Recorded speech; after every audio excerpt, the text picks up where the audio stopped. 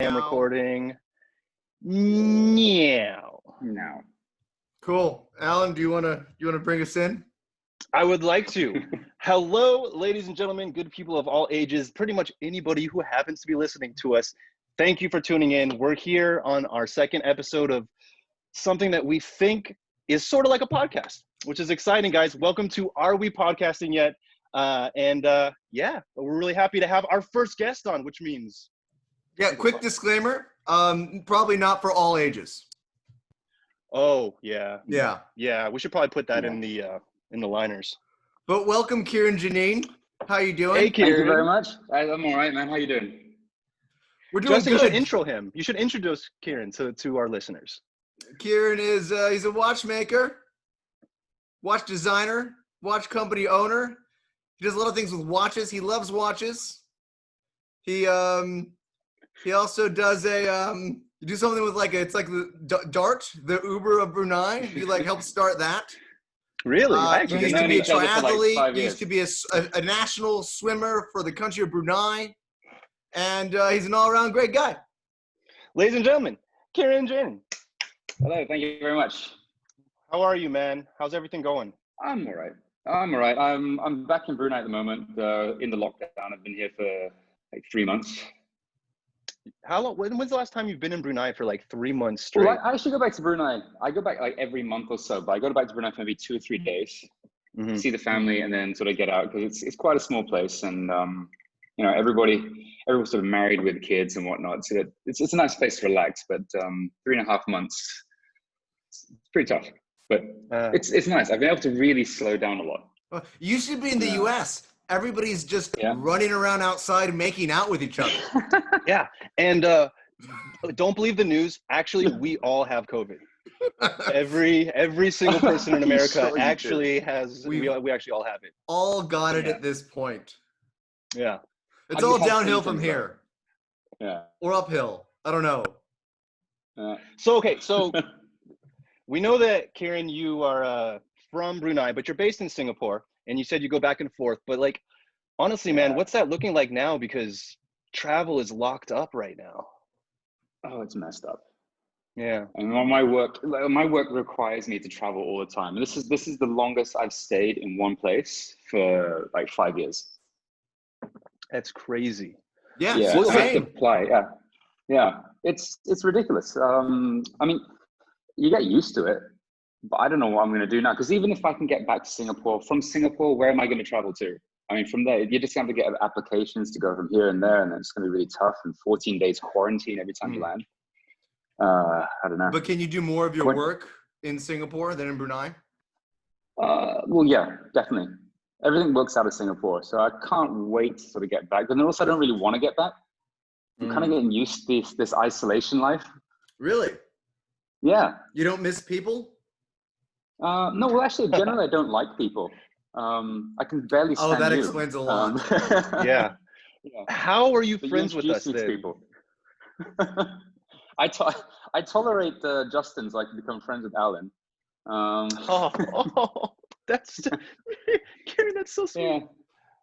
Yeah, and since I'm really glad you didn't wear a dark V-neck shirt. Yeah, despite I was going to put one on. No, you weren't. Well, actually, I think we've done that before. I think we've all showed up at a coffee together, accidentally wearing the same thing. 100%. What are you gonna do? Yeah. But so you were mentioning about your work. Let's talk a little bit more about it. For those who don't know, Avantist watches. That is Keeran's gem. That Justin is rocking one, and of course Keeran. And mine broke. I don't have mine on right now. Actually, you have mine. Yeah. I have your watch. I put it up on my.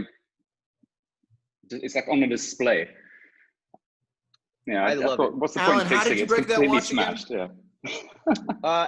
Actually, Justin broke that watch. I have video evidence of the exact moment that he knocked it off my wrist in the middle of shooting on a cruise ship. Back when cruise ships were still fashionable, they're not so fashionable anymore. And we were shooting an opening segment for Asia's Got Talent, Justin? Was that what? We were shooting an opening segment for Asia's Got Talent. We were supposed to sprint off out of frame, and in the process of doing that, you knocked your wrist against mine, and the watch that you had changed the band on incorrectly fell off because that band broke off Keeran's watch, which he gave you, and then shattered. What? No, okay.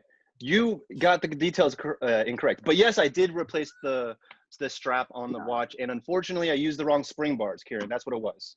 Yeah. It's all important. So basically, this is both of you have no talent. One of you can't run, and the other one can't change straps. Yeah, whilst that's filming for Asia's Got Talent. All right, perfect. But here's the thing: they didn't ask us to have talent ahead of hosting Asia's Got Talent. So that's the thing about talent. If you can't do, host. There you go. All right, Keeran, talk to us about Avantist, man. I actually want to know a little bit about how you got started, because it's not easy developing a watch brand. If anything, I feel like that's one of the hardest things to get from the ground up. Yeah, it is actually, and I didn't realize it at the beginning. I mean, I got into it because I thought I really want to do something like this. So I went over to Switzerland. I thought, okay, it's gonna be pretty easy. Well, not easy, but it's gonna be pretty straightforward to make a watch brand. And the more I got into it, the more I realized that wow, there's a reason why only a few Swiss people want to do this, because it's really, really difficult. But yeah, I just went over there. I got to know all of the best designers, watchmakers. I threw myself into the industry and just spent a couple of years getting to know it, designing my first one, getting a first brand ambassador. And then right now I get to the point where I'm designing my own watches and I've got my own team and whatnot. But do you have a background in design? Well, I've got a background in engineering, and I've done a bit of design. I've done jewelry design. I used to make jewelry for many years, and I was a software engineer. So it's all the prerequisites I had. It's not something which, if you don't like design, if you don't like math, it's definitely not something for you. Question, Keeran, how much, you mentioned math in design, how much of what you do includes like geometry and like cosines and like angle? Like, are you actually using geometry and, I don't know, the nuts and bolts of your math and your engineering in your design? Yeah, because everything is a ratio. So essentially what a watch is a really big spring, right? You coil up a spring and then it explodes, right? And you've got to build something where all the different gears will let the spring slowly unfold over a course of 2 or 3 days. And then it's connected to a bunch of hands that are supposed to spin around at a specific time. So everything is about geometry, sizes. And if you get something off by like 1/100th of a millimeter, then it doesn't even tell the time anymore. And that's a real pain, especially when it's got to fit and it's got to look good as well. Yeah. It does look good. Yeah. Justin, show that thing real quick. Yeah. Oh yeah. It's a good looking watch. Nah, thank you very much. Actually, you got to see this watch in person. That's the thing. Yeah, you should have seen the first couple that we made. Yeah. Like the prototypes. Oh, they were horrible. So that's what you gave out. Ugly. Yeah. But the straps on the original were actually quite good. I just took them off. The straps are pretty good in the originals, yeah. Don't modify them. So what is the design of watch that you're the most proud of? Ooh, good question. Ooh. Okay, so the one that you're wearing, I'm proud of it. It's got a soft spot because it's the first one I made. And it's the first one that I went through the whole process, and that was the one that you're wearing. Is when it came out, it's like, okay, I'm happy with this one, because there was like something 12 that I made before that, and they were like pretty shit. And yeah, so this one's pretty good. What's like the one? What's the one you designed where you were like, oh yeah, this does it for me. This is gonna make people hard. Oh right, yeah. You've seen the what do we call it? The one that we made for the Sultan of Brunei, right? Yeah. Yeah, that one is very special. The tourbillon that we made, that one is when I look at it, I'm like, okay, wow, it's a watch that I wish I could wear on a daily basis, but unfortunately, it's the same as like Asia's Got Talent. I can only host, I can't do. Lies. Keeran, okay, so you made a watch for the Sultan of Brunei. Justin was telling me earlier you made a watch for John Mayer. Yeah, we did. That was a fun watch. It's very similar to the one you got. There was an opportunity to meet John Mayer because he's a big watch guy, and we have a mutual friend who's huge into watches. And obviously, I'm into watches. I've got a bunch of friends which know him, and we were just chatting away. And he said, yeah, we'd love to meet up. Can you come to the last date on my tour, which was in Manchester in a week's time? We did this all over IG. Wow. Right? Really? So he'll answer his DMs if he'll read your DMs. Keeran slid into John Mayer's DMs. What else of John Mayer's did you slide into? Oh, dirty. What happens on tour? His wrist. Keeran slid right onto John Mayer's wrist. That's what happened. Yeah. I So you hear managed about to get those to green like rooms. Manchester. Yeah. Hey, What what was is green when we were done? What? where does the word Avantist come from? I feel like I've asked you before, but talking about like how'd you come up with the name? Okay. So when you choose a brand name, you come up like thousands of different possible names. You can't use a real word. Obviously, you can't trademark real words. So you have to have something which sounds good, has some kind of like meaning behind it. So Avantist is one of them that just sort of stuck in my head from the start, and it's a short form of avant-gardist. Okay. Oh. So avant-garde meaning like pioneering or leader, or breaking new ground. Yeah. You're quite avant-garde. So if you're somebody who's avant-garde, you'd be an avant-gardist, right?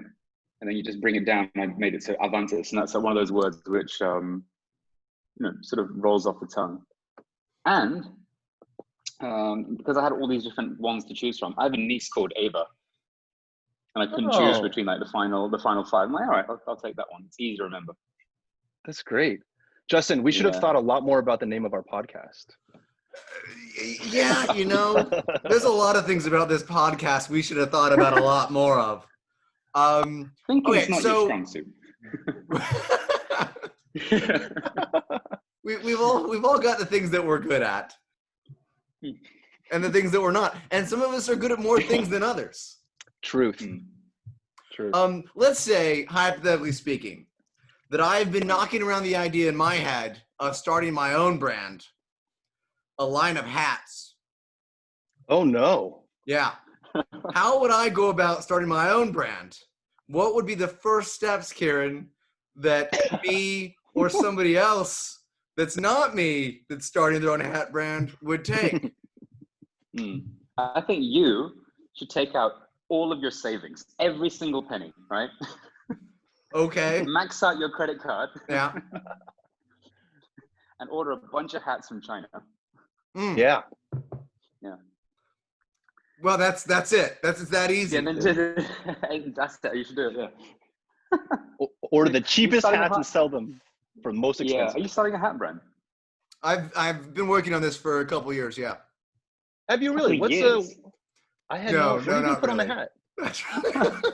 I've had, by working on it, I mean, I had the idea, and then there have been phases of motivation behind it, which generally would turn into a lot of Googling that would occur.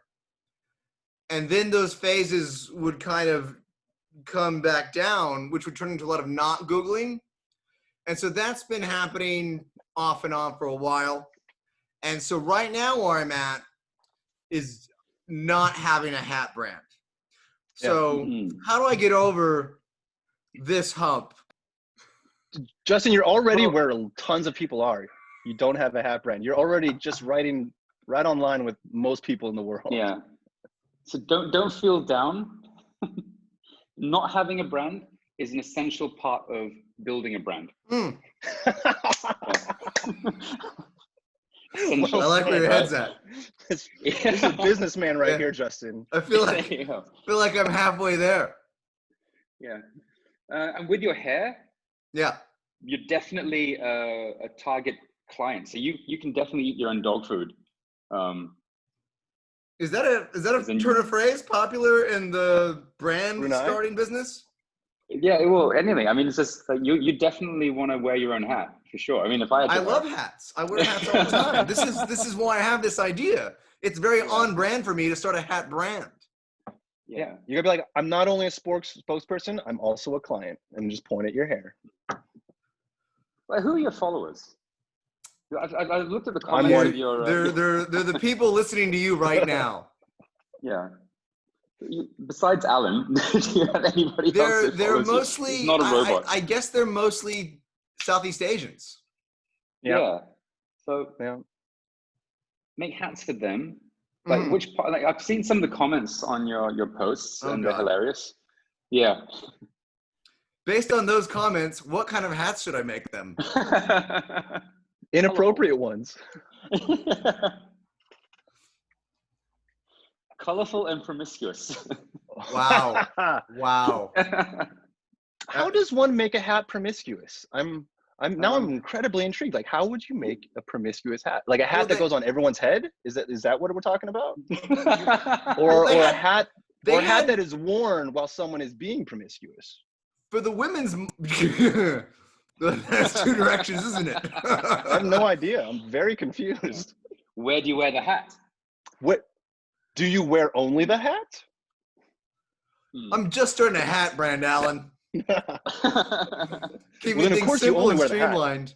Keeran, while you're on one of your little excursions of business brand building, you came down with a bit of a bug. You wanna expand on that? I got the Rona. Yeah. I have been waiting to hear this story, Keeran. Please, what happened? Yeah. So I am a COVID survivor. Yeah. So I got it in March. So I went over. I was in Singapore, perfectly fine. And this was like This was on the 13th of March. So it was before the travel advisories were really coming out. It was only essential travel and whatnot. So you could still fly out wherever you wanted to go. And I did one weekend. I was supposed to do one weekend in UK to meet a client, and then I was going to go over to LA for a couple of days, and then straight back to Singapore.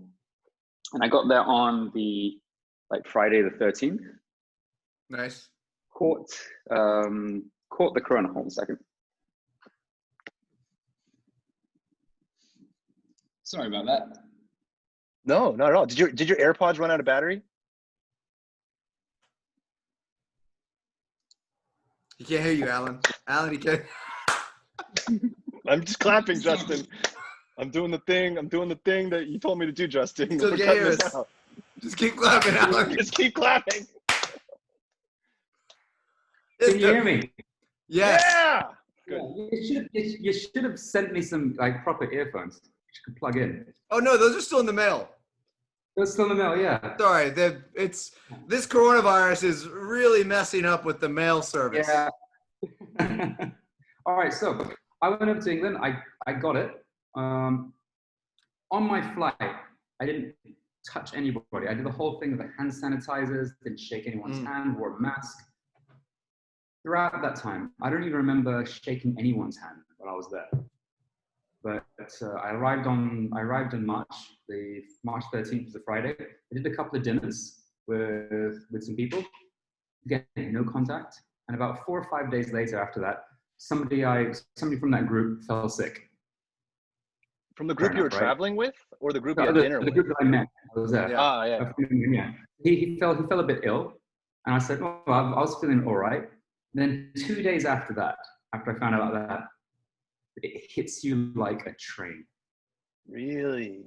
Yeah. It was like in the afternoon, you're feeling, I'm okay. And then by night, I was at 40-degree fever. Every part of my body was aching. Oh, God. It's really tough. And only that, my case was considered mild by the levels that everybody else is getting it. Because it didn't really go down to all throughout my lungs. But I can definitely see, how if you get it and you are an older person or you're already compromised, you can definitely see how it can take you out in a couple of days really fast. And have you guys ever climbed a mountain? Yes. And the air gets really thin up top, and you start maybe altitude sickness is a thing. Well, I've never climbed a mountain. I just imagine that's how hard it's going to be, right? So does it feel similar to the flu at all? No, it feels like the flu, but the flu's just gone through 2 years of steroids and working out 5 hours a day, right? Jesus. And how long were you sick for? I was sick for, it was pretty bad for about 4 or 5 days. And then that's when the fever broke. And it took me about It took about another week for me to be like, well, I felt fully recovered. I had a bit of a cough and whatnot, but those, you know, you can't even lie down. You know, you've gone to the gym the first time in months, and whatever muscle you were working out was aching. Imagine that from head to toe. So even lying down on your bed, whatever it was it's just painful. You get up and you're out of breath. Yeah. And so you were sick for about 2 weeks? I would say, yeah, 2 weeks until I was absolutely perfect, but it was good. The first like 4 to 5 days was harsh. After that, it was really bearable. You know, I actually went to the hospital in the UK. I went to A&E. What do they do? They told me to go home. They said they couldn't take me in. No way. Yeah, because you weren't like dying. Yeah. Also not a citizen. Well, yeah, but I go in, right? And they're like, we're really full. We can't take you in because we know how bad it's going to get. If you're well enough to come here on your own, you're well enough to go home. Wow. That's what they said. What? That's crazy. Not allowed to take you in. Yeah, it's getting bad over here. I think Houston ICUs right now are at max capacity, and they're about to have Houston could end up being the next New York City right now. It's they think it will bad. be. Huh? Yeah. They think it will be. Yeah. It's not good. But are people staying in? Say it again, Keeran? Are people staying in? No. Are they no? No, they're not. I don't know how many people are going to have to die or get into hospitals before people start taking it more seriously in this country. It's just, you know, you can't totally blame it on the people. I mean, a lot of it you can, but I mean, all the information they're getting is all over the place. It's from both ends of the spectrum, you know, and people have their certain medias that they watch only this. So if they're getting the wrong information from those media outlets, they really don't know what's going on. Our leadership is erratic at best.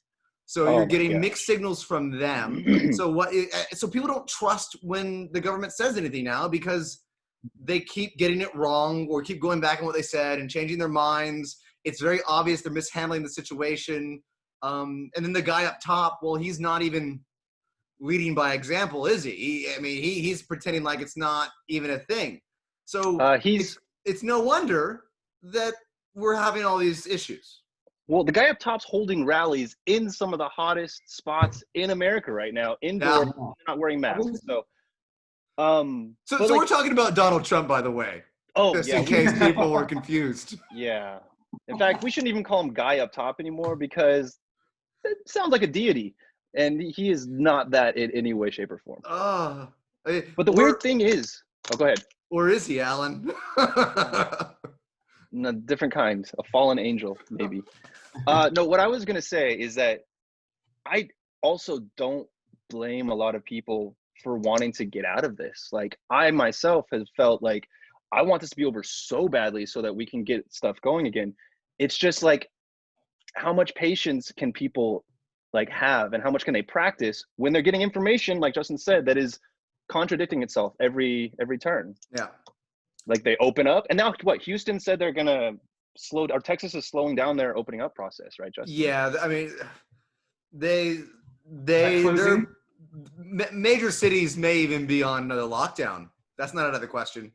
Again, like locking down again. Dude, if a bunch of people start dying, I mean, what do? People aren't listening to the stay-at-home. People aren't listening to the masks, social distancing. Restaurants, I mean, even LA right now, you go to some of these bars and restaurants, they're slammed. There's bars that I've heard are opening up, and it's just slammed with people, no masks. They're not paying any attention to any guidelines. I mean, you give people an inch, they're going to take a mile kind of scenario. So yeah. Wait, Keeran, I got a question. Were you tested or were you not even able to get tested? They wouldn't test me in UK. So when I was there, I mean, I knew I had it. Like all the symptoms, when I got sick, I'm like, of course I've got it, right? And even then, when I went to the hospital, they said, yeah, you probably have it, but we're not going to give you a test because we can only test people who are admitted into the hospital. So I didn't count towards the UK's number. And there's a whole bunch of people that I know that also got sick too. So their numbers are much higher. I stayed in the UK for 2 weeks because I didn't want to go, I didn't want to go into isolation and whatnot. So at that time in March, they said, okay, once you got sick, 14 days later, generally you're okay, right? So, so I waited 14 days, then I flew back. I managed to fly back to Brunei because I wasn't even allowed back into Singapore. Singapore blocked to everyone coming in. Only citizens could go back in at that time. I managed to get a flight back to Brunei. It was like the last flight out of London as well. And when I arrived in Brunei, they did the test there. And I thought after 14 days, I'd be negative and I could just do a quarantine at home, 14 days, and then just get on with my life, right? But I tested positive. So when you're positive, when you're positive in Brunei, you have to go into like the full isolation center that they've got here. You're in one of the hospitals. Oh, right? wow. Which is fair enough. And you want to isolate COVID from the rest of the population because most of Brunei never got it. So fair enough. Whilst you're positive, stay in there. But their testing is really, really stringent. So rather than you get tested and wait 14 days and they let you out, you need to test fully negative as if you've never been exposed to the virus, like perfect negative, 3 times in a row. Yeah, that is stringent. Yeah. So I ended up spending 25 days in the hospital when I had no symptoms. So I was just stuck in a room for 25 days. Then I tested negative 3 times. I was allowed to go out, and then I was given another 14-day quarantine at home to stay alone at home. So I did 14 days. And on my last day, when they said, okay, we want to test you again, they tested it, and it came back positive again. Wait, what? Yeah. So wait, how many days in a row were you technically positive then? Because that seems like a lot. I was in isolation for 74 days. Oh my 74 gosh. days. Oh my gosh. That's 2.5 months. Hey, what'd you do, Keeran? What'd you do with your time, buddy? Oh my God. You'll be surprised you go through this roller coaster of emotions. It's crazy, right? The first week you're sort of like, you're frustrated, you get very angry. And by about day 10, you have your first meltdown. What's that like? Oh, it's strange. You just wake up one morning, right? And then, because day 10 is when they give you your first retest. So that's like, so you go to the hospital, we're going to give you 10 days, and then we're going to swab you one more time, and then we can, until you start getting your negative. So I thought to myself, all right, I arrived in Brunei, I got positive because it's borderline. It should be negative like by tomorrow, right? So at day 10, I'm expecting like a negative. And I've been in this hospital room. I'm not allowed to leave the room for 10 days. I'm getting quite frustrated. But at day 10, and when the results come the next morning, right, positive. And it wasn't even close to being negative. It was like quite far from being from being negative.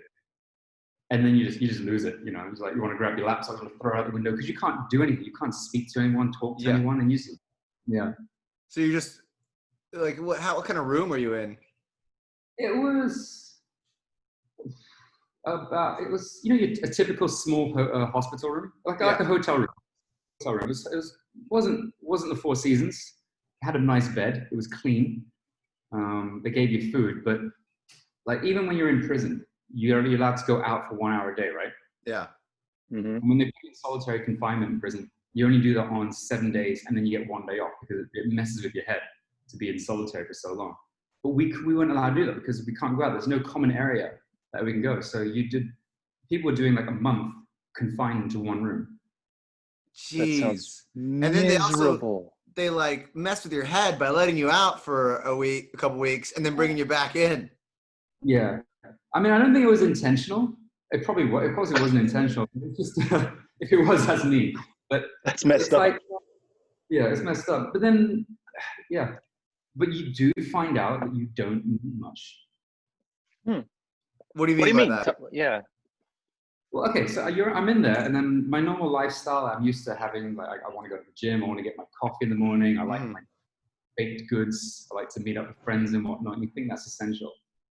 By the end of it, I was living on, I had 3 t-shirts, which were sports shirts, 3 pairs of shorts and whatnot. I did all my laundry in my own bucket, because nothing was allowed in and out of the room, because it would have been contaminated, right? Right. Wow. So they bring you detergent? No, so I had people deliver me stuff. So I said, okay, could you deliver me instant coffee, like Nescafe 3-in-1? I need some detergent. I need a spoon, fork, and a mug, and a kettle, and then I'm okay, right? So I got that all, and then like a yoga mat and 1 dumbbell. Oh my goodness. How heavy was the dumbbell? 2 kg. It wasn't heavy. It was like 6 or 7. It was like 6 or 8 kg. It was just something to kill time. Yeah. So did you work out a lot when you were in quarantine? Because I mean, there wasn't a lot to do. So I had my laptop set up. So what I did, I went to the window, set up my laptop there and everything. And then, do you know what? I don't know if you've noticed it, but after about a month and a half of this lockdown and everyone not going out, have you noticed that only like good friends keep in touch? And like kind of the meaningless ones just stop calling you up. Like, because we can't go out for a drink, we can't go out for a dinner and stuff. So a lot of people just stop every time. Yeah. Keeran, I'm so sorry I haven't texted you in a long time, buddy. It was good to see you.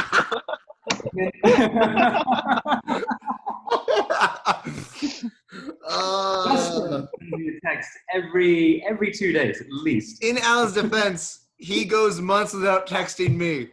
Yeah. I'm bad, and I apologize to all people in my life. When was the last time you texted your girlfriend? Like right before we got on this Zoom call. And then when was the last time before that? Why is she getting special treatment, Alan? Because she's my girlfriend, Justin. You're not getting that kind of treatment. She's on the other side of the world. I know, so she needs more special treatment because she's so far away. Yeah, but with quarantine, it feels like the same distance, Justin. I can't believe you were quarantined for 70-something days, Keeran. 74? Was that what you said? Do you feel that? Sorry, you were saying?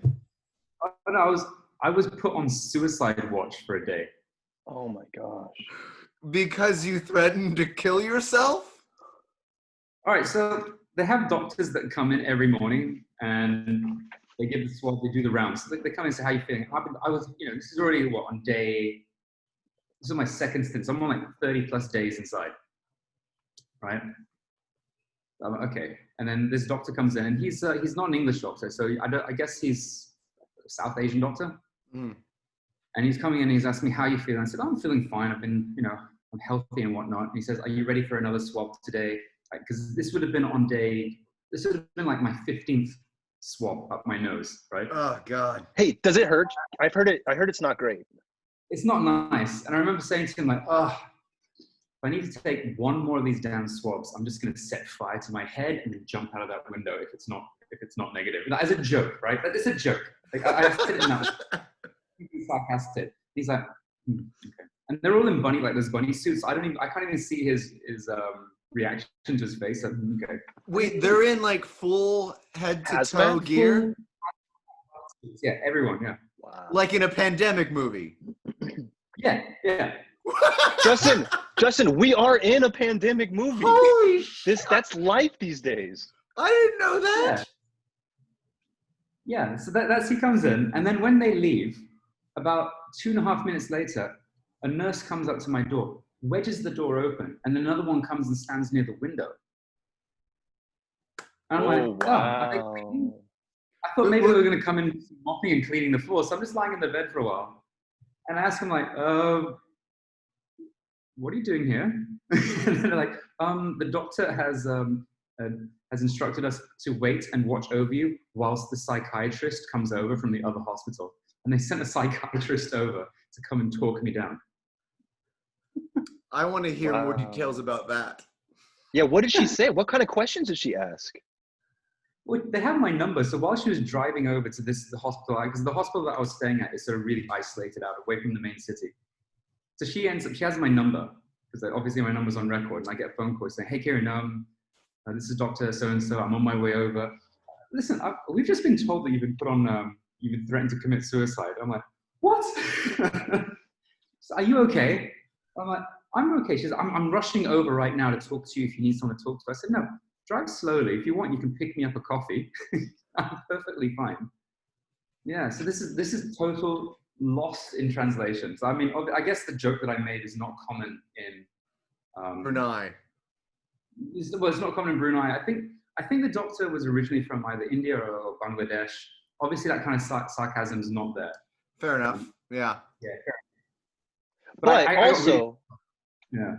I was gonna say, Kieran's brand of sarcasm is very specifically dry and It's hilarious very in a dry. way.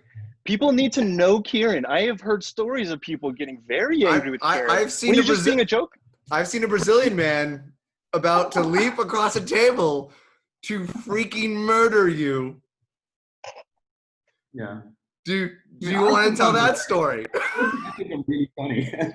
It's just other people don't agree all the time. I agree, Keeran. I think you're super friendly. What is it you said? What is it you said? That I time? remember what it. Don't say it again on this podcast. Yeah, please. well, that's fine. What did you say? All right, say it. The guy, which one? More or less. Brazilian dude. When we had to like calm down that guy for murdering you. Yeah, okay. He came back to the table with a bunch of free food, right? Remember? Yeah. And I said, "Oh, whose dick did you have to suck to get that?" That's what it was. That's what I said. He didn't like that. He didn't find that funny. As if he actually went. He probably did have to do that. I don't know. Okay, but that was. I can't believe you said that. But weren't you, or didn't he think that you were flirting with his girlfriend and you actually were not at all? Wasn't there like a little bit of like built up tension here, or did he just come out of no? I don't think he thought Keeran. No, we were all. I thought he did. We were all I thought kind that's of what you told me. friends. We were all. It was a friendly group. But wasn't his girlfriend in the group? Yes. Okay, yeah. Justin's the one that is flirting with people's girlfriends all the time. That is not the case. That is Not not the true. case sometimes. It can be true. What? I don't flirt with people's girlfriends.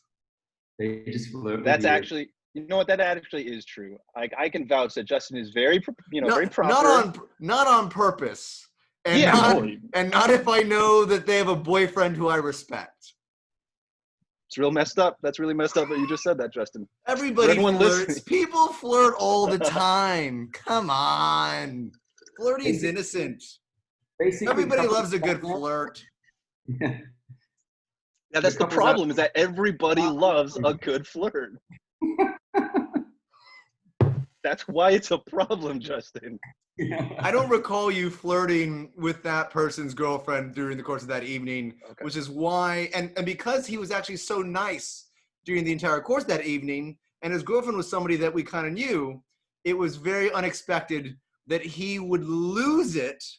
Yeah. Because you guys seem to have been getting along fine up to that point, and then he practically leaped across the table, and we had to like calm him down for a while. Yeah. Just another case of misunderstanding Keeran. Does that happen to you often? How many times have people threatened to beat you up? Granted, also, by the way, you would have destroyed him, that skinny child. You would have freaking, like, people watching can't tell, but you're a pretty big built guy. You would have murdered him. It wouldn't have been much of a fight. Not that anybody on this podcast condones fighting, but no. But Keeran is a triathlete and does train, I think, jiu-jitsu, right? Don't you be? And then I would swim out to sea. and then find a bike on a boat and ride the bike around the boat for a while. Yeah. Alan, when was the last fight you got into? I mean, like that actually came to blows? Like actual, or like just like shouting at someone or like getting in a screaming match? Let's say actual physical fight. Does a fight during a sporting event where you're fighting amidst a team count? Yeah, sure. Yeah? Oh, freshman year of college, I was playing in a rugby match, and some guy did a very legal, aggressive tackle on me that hurt real bad, and I got really mad about it. And then I stopped playing rugby. I went and just chased him down and grabbed his jersey and then started dragging him, and then turned into a bit of a tussle on the field. And that caused you to quit rugby? No. I played maybe like 3 years of rugby after that. But no, that caused me to stop fighting guys that were bigger and stronger than me Oh, okay. while playing rugby. Okay, what did he do to you? Did he injure you quite badly, or? I mean, when it comes to like a rugby kerfuffle, if you will, there's not a lot of room for like proper like big blows. Yeah. It's just a big wrestling match. Yeah, street fighting's really horrible if you're not like trained in a martial art. Street fighting? Trained in street fighting. Wait, Justin. Well, that's essentially what MMA is. It's street fighting.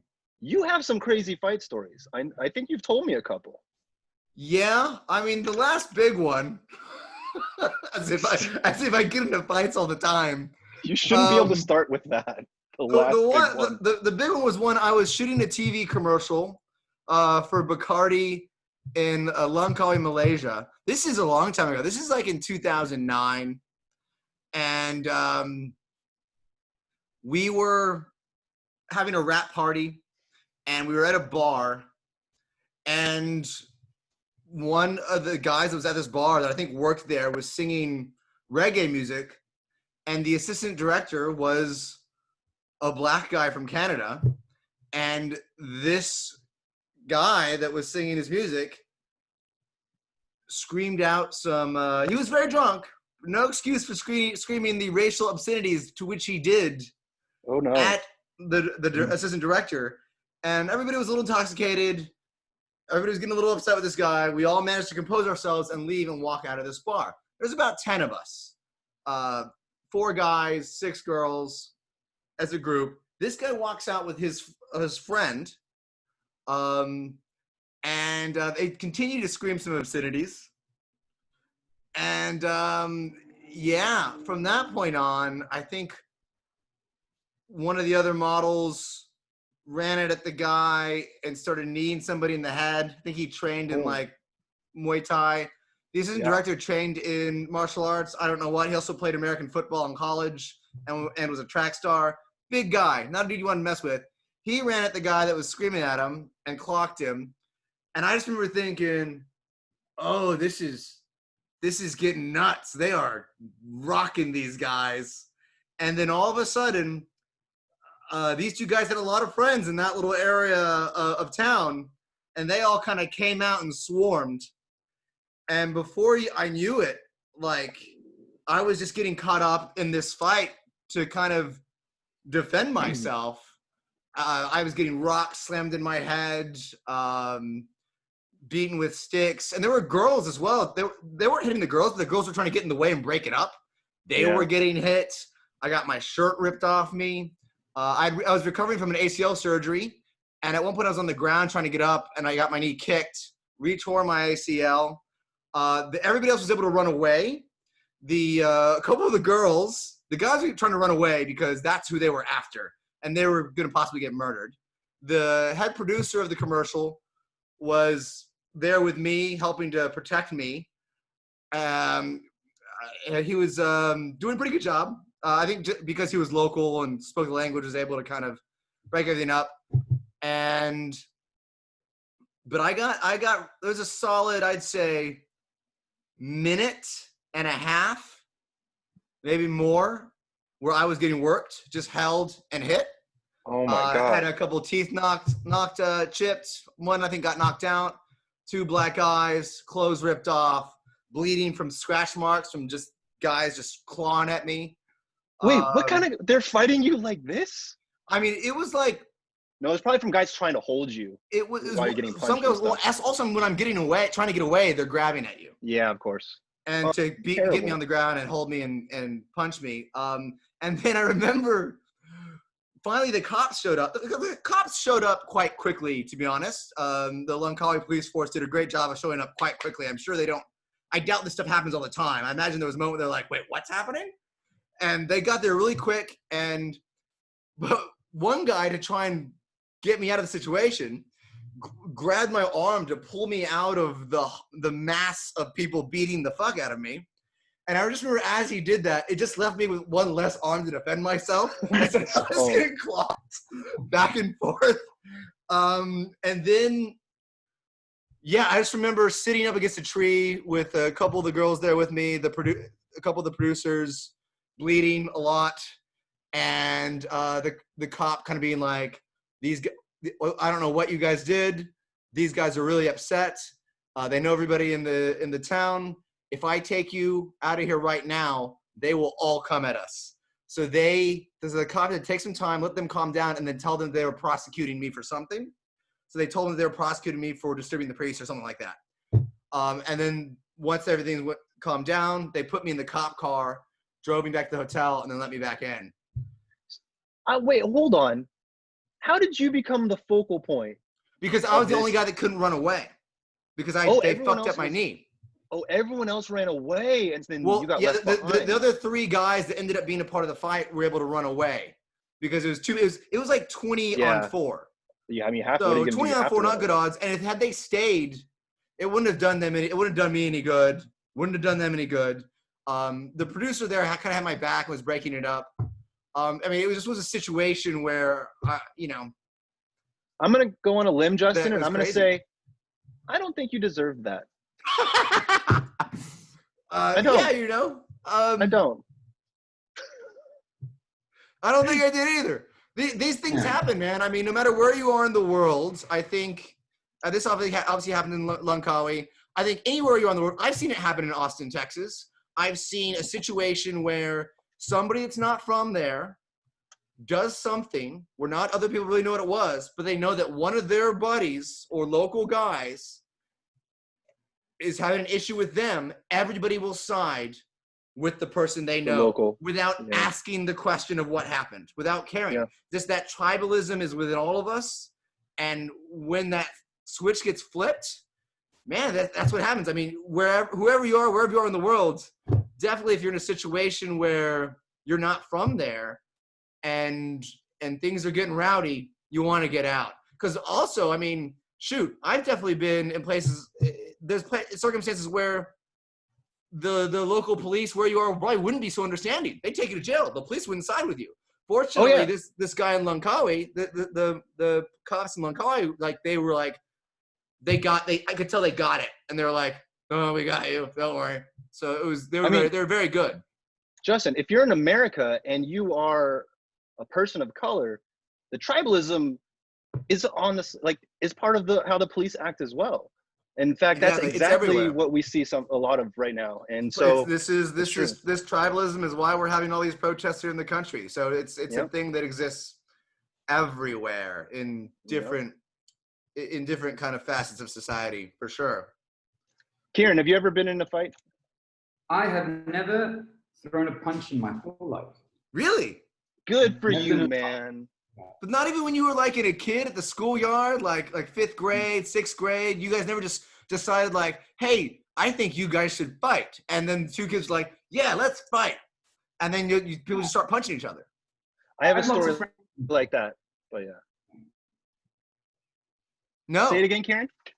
No, I had lots of friends in school, and the school that I went to had nice kids most of the time. But every time that I've ever gotten close to a fight, I've been able to talk my way out of it. I can see that, actually. Kieran's very diplomatic. The strange thing is, people that I've squared up for a fight, maybe I've said something stupid, one of my bad jokes or anything, the majority of people that have ever come to me and said, all right, we're going to fight. And I start talking to them. All of these people now are close friends. Every single one of them is a friend now. Yeah. And here's a question. Yeah. What if you were highly trained and skilled in a certain martial arts? Would you then be more likely to fight? Oh, 100%. No, wait. I think you'd be less likely to fight. No, you're not threatened by people. I've never thrown a punch. So even if somebody squared up to me right now, I'm like, whoa, I should talk my way out of it because I don't even know if I can punch. But if I knew I could punch and I was just having a bad day, I'm like, all right, karate chop, and just like. So, Keeran, that's not how you throw a punch, by the way. It's much more of a forward direction than a. I should really start learning some actual fighting skills because for the amount of punches that I have had thrown at me and that I've thrown, I can't fight. Like I don't think there might be a little bit of street smarts there just because I've been through these experiences before, so I won't like freak out.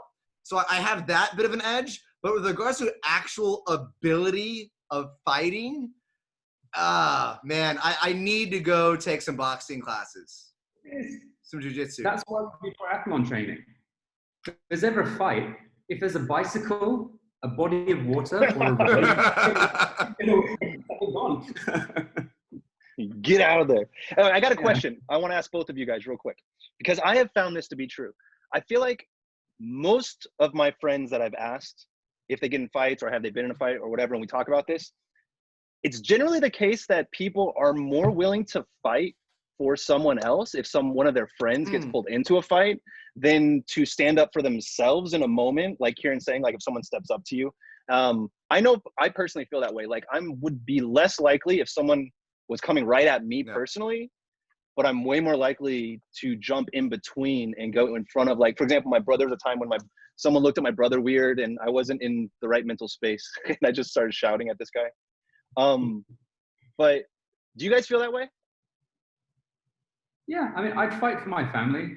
But it also depends. Like, say if I was out with a bunch of friends and one of my friends did something stupid and offended someone and got into a fight. Let Justin fight. Yeah, see, I definitely, all my fights in college, not that they didn't happen all the time, but it was just, the multiple fights that occurred in college were because of something usually stupid that a friend of mine did, and me not caring that my friend was in the wrong, but me in the same way that those guys in Langkawi were defending their buddies without knowing what was going on. I have been on that side of it, defending a friend of mine that was the guy at fault. Granted, it wasn't as hardcore as what happened in Langkawi with the rocks and sticks and everything, but that's usually how it's happened. A friend of mine usually was the one that was the issue. Now, in Singapore, when I've almost gotten into fights, it's been because a girl was being molested or treated poorly at a club by some drunk asshole, and then I would take issue with that. And that is why I've been kicked out of multiple clubs in Singapore. You know what? And dare I say, you didn't deserve that either. Thank you, Alan. Like the Batman of nightclubs in Singapore. But I have seen Justin thrown out of a couple nightclubs. I've been there. I've seen it. I've seen it. Which ones? There was a time at Bang Bang where I think. Which one? Well, I think you pushed a guy off of like standing on a bench. You know how people stand on all the benches? Oh yeah, yeah. And I don't think you meant to push him. No, I did. Really mad. Oh, you did. Okay, I was trying. Yeah, to no, that guy. I remember that guy. Well, we were at the models table, and then there was we were talking to our friends, girls that we came there with, and this random guy like walks up there on that bench and starts just elbows me out of the way and starts like chatting them up, and they're like, we don't know who you are. I'm like, hey man, we're just hanging out as a group, like buddy, our friends, like, can you not like be here? And then he just pretended like I didn't say anything. And so then that was enough for me to decide that he needed to not be there anymore. And so I grabbed him and launched him off the booth, that elevated booth area, launched him, not really considering the fact that the club was packed and that he was going to fall into a group of other people, which he did. And then when he did that, they started hitting him. Not funny, sorry. Granted, the bouncer apparently saw the whole thing, because he actually, if I recall correctly, ignored the guy that was getting hit and came up to me and goes, you. No. And I was like, that's fair. That was fair. I did something possibly uncalled for. And then I was escorted out. But and also, you replaced you. Sorry? So I bet you that guy got up from the one you threw out, and he filled your spot. You just basically gave him an extra spot to get back. True, you know. Well, good on him for taking advantage of the situation. No, not good on him. I feel like you think the girls felt sorry for him? Started dabbing up his nosebleed. Oh, you're bleeding. I don't know. Suffice it to say, there are so many terrible guys at nightclubs that Yeah. I can't even handle it anymore. Or like when I did used to go, I just don't want to be around those people anymore. There's some terrible guys who do terrible things. Yeah, no, it's bad news. I'm not a fan of clubs. I'm more into bars. Look at us reminiscing about bars and clubs as if we could just go to one right now. This is my bar. This is my bar conversation. Like, I'm sitting here drinking Diet Coke, talking with my friends. This is my bar conversation. And the claw comes out. I'm drinking Nescafe 3-in-1. Are you still doing 3-in-1? I picked up a taste for this stuff. Really? I can't do it. It messes with my sinuses. It closes them up, and then I'll have a headache for a week. 3-in-1. Yeah, 3-in-1. 3-in-1, any of the instant coffee, I cannot do. It messes me up. Well, I wouldn't drink it because I just hated the taste. I like proper coffee. But yeah, I consider you a coffee snob. Yeah, me too. And, prison changed me. Wow. Actually, I got a question. Do you feel that this experience of having the coronavirus and being in quarantine, isolation for 72 days has changed you in any way, whether that be temporarily or possibly forever? Oh, yeah, forever. How? When I got home, I saw all the stuff that I had, and I wasn't able to. I had so much clutter. I've done a Marie Kondo and like thrown half my really life out. Yeah. What did you throw out? What did you throw out? You didn't throw out my stuff that I have at your place, do you? No, that's in Singapore. Oh, that's in Singapore, right? Okay, just checking. I threw your stuff out ages ago, like a week after you left. Yeah, that's fair. It's taking up space from my plants, but So did you actually do Marie Kondo stuff, Keeran, or are you just using like? Did you hold things and be like, "Does this bring spark of joy?" and then throw it away or keep it? No, I didn't do that. I use Marie Kondo as a verb. It's a very general. I googled this, saying I'm Marie Kondo. Marie Kondoing is like taking stuff and throwing it in the bin, and literally I just threw everything away. Huh? Yeah. I might regret it in about a week or two when I need something like, oh shit, where's that TV? So do you feel like the change is something psychological? Like you're more of like life is simpler now. You're more of a minimalist. Yeah, you realize that you don't need all that stuff. You just don't need it. You're not about to start a cult, are you? I've been trying to start a cult for years. I'm in. Yeah. I'm in that cult. What would be your ideal cult? What is the cult that you want to start? Gal Gadot. Sorry, Alan. Just her. Is it what? What if Keeran and Gal Gadot in a cult? What if, even after she did that horrible music video with all the other actors still? Oh, that one, Imagine thing. Well, yeah. Even after she did that? Hey, you've heard us sing. But it was the fact that she thought that was a good idea that kind of turns me off. Yeah, true. I mean, I'll forgive her because that's what leaders of cults do. What about the occasional quasi anti-Semitic tweet? You okay with those? Well, I'm not on Twitter. Oh my God. Yeah. Are her tweets a call to action though, or is it just more of a statement? I've never read them. I mean, she's Israeli, so yeah, she should just not tweet. Yeah. You know what? A lot of people out there should not tweet. In fact, dare I say, most people probably shouldn't tweet. That I'm going to go out on a limb and say most people stop tweeting. Like the president. He's one of them. Yeah, he shouldn't be tweeting. They probably tweeted something ridiculous right now. Yeah. Just in fact, now. you know what? Let's do this. We're going to look up what Donald Trump's last tweet is. Or let's see maybe the worst out of the last like 3 or 4. All right, let's do it. This is a great way to end our podcast. All right. The last thing Donald Trump himself tweeted is, it's a video of Joe Biden, and he says, if I ever said something so mortifyingly stupid The fake news media would come down on me with a vengeance. This is beyond a normal mistake. Why isn't the media reporting it? He says that all the time. He always like, why isn't the media reporting this? Why isn't media reporting because that? you're giving the media too much other bullshit to report. Yeah. He's no idea. Now he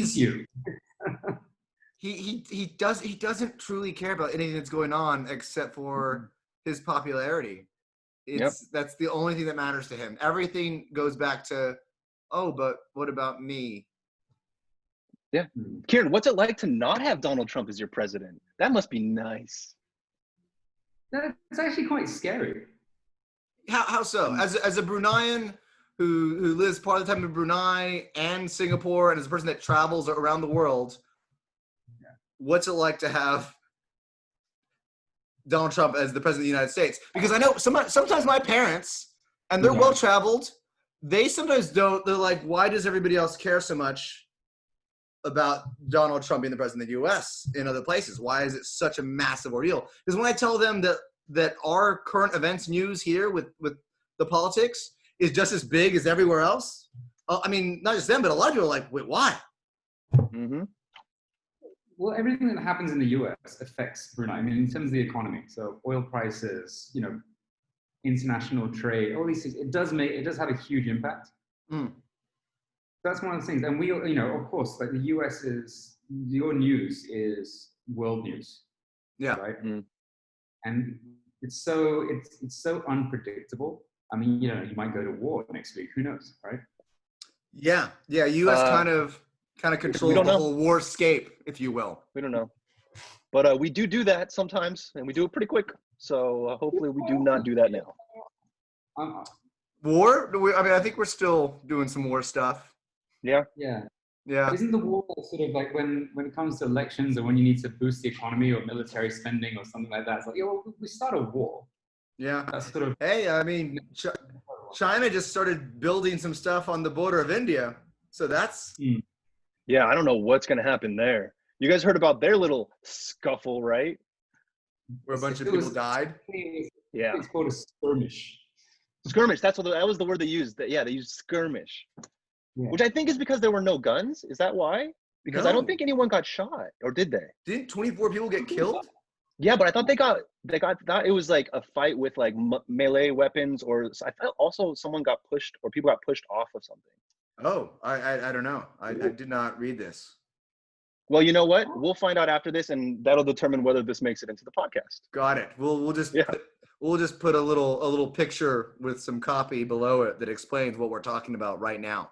Yeah, or we could just guns in like the medieval times. Did they not go to war? Did they just go to skirmish? Oh my gosh. I think in today's context, it would be they were just skirmishing. So the world skirmish one. So for them, the kind of fights that I generally get into were wars. You say you're a warrior. So I'm a warrior of ancient times. I'm more like a war prisoner than a war hero, but oftentimes a prisoner of war is a war hero. So Justin, good on you, buddy. You made it. Do what I can. Trying. Yeah. Warrior princess. There you go. That's you. That's you. I've always loved the name Xena. Oh man. All right. What else should we talk about? It's only been an hour, so we can go on for like another 15 minutes. Is there anything else? I actually do have a topic that I've been wanting to talk to someone about. And we're someone's. Yeah, Justin, when were you born? What year? 81. Keeran, what year were you born? 81. You're 81 also. Okay, and I'm 85. Okay, technically, we're all millennials, right? Like on the older age of millennials. Keeran, are we millennials? I think it's 80. I thought it was. Hold on, I always thought I was not a millennial. All right, according to this BuzzFeed news article, that is very. Oh, you know what? This isn't even a good one. We'll forget you, BuzzFeed. Are there any like published scientific journal articles that we could reference for this? Wait, you don't like BuzzFeed? I guess BuzzFeed works. Yeah, that's a good plan B. All right, hold on. Here we go. It's not BuzzFeed. According to this article, it says baby boomers are born from 1944 to 1964. Gen X is 65 to 79. Gen Y or millennials are 1980 to 1994, but then they split it up between Gen Y1 and Gen Y2. They say Gen Y1 people are 25 to 29 years old, and Gen Y2 people are 29 to 39. And then Gen Z is everyone else under that. Right. Well, I mean, I just feel like my entire identity now has been thrown off course, and I'm not even sure who I am anymore. Justin, you're a millennial. I don't really consider myself a millennial. I don't think I have enough in common with freaking millennials. The fact that you're confused about who you are makes you millennial. Oh, snap. That's fair. Well, it's a good point. Well said. I never thought about it that way. That's okay, irritating. So here's why I'm bringing this up. I was reading some stuff recently about the Gen Z, who would be people, obviously, in the generation younger, like bashing on millennials and completely hating on millennials. They make fun of avocado toast, apparently, is one of the things that they make fun of. Wait, are they not eating avocado toast? Apparently, they don't eat avocado toast. What do they eat? Make fun of, I don't know. They don't eat yet. I don't know. They're young. Wait, how old's your girlfriend? She is 26. What does that make her? She's like on the younger age of the millennials. So how old do you have to be to just be south of millennial? Under 25, I think. Okay. So, okay, they make fun of avocado toast. So they make fun of millennials for avocado toast. They make fun of millennials for not being able to afford their own house. But you know what? Gen Z are still living at home, I think. They make fun of us for Hogwarts and Harry Potter references, apparently, which I kind of get that one. I mean, I was never into Harry Potter. You were never, ever into Harry Potter? I never read any of the books. I've only seen a couple of the movies, and I think I forgot about them already. I think we can officially say Justin is not a millennial. Yeah. Yeah. We should have a Generation Z person on here. And I just want to ask them what their problem is with avocados. And, but that's why I brought it up. I think that we need to have this debate about Gen Y, Gen Z, why they feel the need to distance themselves so much from, well, millennial is a term it's got a negative connotation a bit these days sometimes, right? Or no? Millennial, basically, you lived your childhood before the turn of the millennium. Right. So I would it's like year 2000 minus 19 years, right? Mm-hmm. Yeah. So I think we're like right at the cusp, the edge. Yeah. Cusp, yeah. These so Gen Zers, is that it? New ones? I guess, yeah, Gen Z. And you know where they're making fun of us? They're making fun of us on TikTok. And as a watch person, that should piss you off, Keeran. I don't get TikTok. You're on TikTok. Yeah, you're on TikTok. You're the but I don't do anything. I'm just there watching the stand-up guys. Yeah. Stand-up comedian bits. There's some good content. There is. There's some good stuff. Just got to get the right feed going. Yeah. I don't understand it though. There's also some terrible stuff. Yeah. What do you think about, what are your thoughts about that girl who got famous for doing the Donald Trump? They're calling them impersonations, but she's just lip syncing to Donald Trump. She's lip syncing to Donald Trump? And just doing it like, just with very, big movements is all she's doing, really. How do you feel about her rise to fame? She just got signed by what? Was it what's the big town agency here in Los Angeles? William Morris? Yeah, I think so. No, maybe the other one. WME? WME? Yeah, William Morris she got signed by them. Yeah. Based on her TikTok videos. Your thoughts? I know who you're talking about. I have watched it. I'll admit that when I first watched it, I think they're pretty good. They're pretty funny, right? I don't know if it's enough to become famous. Like, she's been a comedian and actress apparently for a long time, but these videos are what catapulted her, I guess. Okay. I mean, yeah. You obviously don't like the videos. No, okay, so I'm saying this without knowing anything else she's done. I haven't watched anything else she's done on YouTube or I don't know her CV. I haven't seen her act in a film. All I'm saying is, if they're basing like her talent off of the TikTok videos where she's lip syncing, I mean, fuck off. Okay, look. Like, But there's two things we're talking about here. We're talking about whether she did the lip syncing successfully and whether it was entertaining and okay, the funny, lip singing's or great. whether she She's very deserves good to at lip singing. Yeah, I thought the content itself is not bad. Whether she deserves to have a meteoric rise after that in her career, I don't know. I mean, it just depends. I mean, if it was something where, and again, this might be a media thing, right? I'm just buying into the way the media is portraying her as this person that does these TikTok videos where she lip syncs, and maybe there's this other. She has all this other work that she has behind her, where the talent agency looked at that and went, "Oh, you're quite good, and you've got this following. Come on board." That's awesome. That's phenomenal. Brilliant. But if all she can do is lip sync, that's not okay. I mean, it's not just lip syncing. Sorry, can't say it again. I didn't hear it. Does it cost them any money to sign her up? No.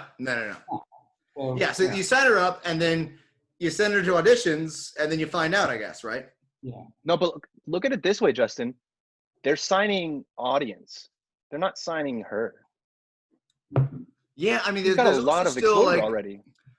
I don't know, but what's the correlation between TikTok viewership and like the viewership of things that she would act in?